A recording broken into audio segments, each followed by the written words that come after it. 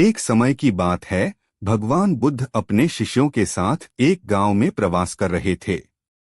उस गांव में एक धनी सेठ रहता था। वह बहुत ही लालची था और अधिक धन संपत्ति अर्जित करने की इच्छा में दिन रात लगा रहता था। उसका लालच इतना बढ़ गया था कि उसने अपनी नैतिकता और ईमानदारी को भी त्याग दिया था। एक दिन सेठ ने सुना कि भगवान बुद्ध गांव में आए हैं और उनके उपदेश सुनने के लिए लोग दूर दूर से आ रहे हैं। सेठ ने सोचा कि अगर वह बुद्ध से कुछ सीख सके तो उसकी दौलत और भी बढ़ सकती है। इसलिए वह बुद्ध के पास गया और उनसे पूछा, भगवान, मैं कैसे और अधिक धन अर्जित कर सकता हूँ? बुद्ध मुस्कुराए और बोले, मैं तुम्हें एक कहानी सुनाता हूँ। एक समय की बात है, एक किसान था। वह अपने छोटे से खेत में मेहनत करके फसल उगाता था और अपनी जरूरतें पूरी करता था।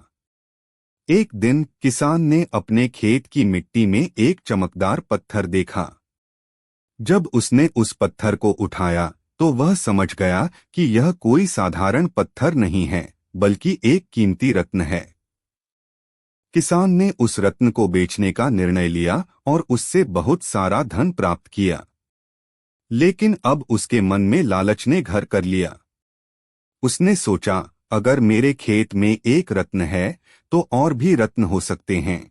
उसने अपने खेत को खोदना शुरू कर दिया। दिन रात मेहनत करता रहा, परंतु उसे और कोई रत्न नहीं मिला। अपनी खोज में वह अपने खेत को पूरी तरह नष्ट कर चुका था।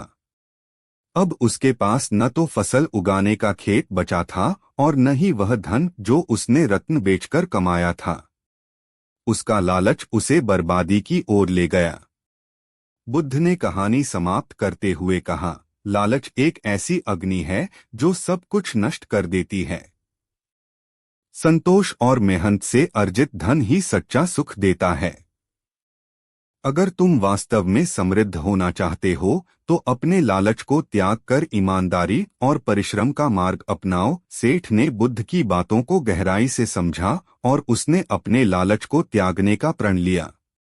उसने अपनी संपत्ति का एक हिस्सा जरूरतमंदों में बांट दिया और अपनी शेष संपत्ति को ईमानदारी और परिश्रम से बढ़ाने का निर्णय लिया। इस प्रकार उसने सच्चे सुख और संतोष को प्राप्त किया।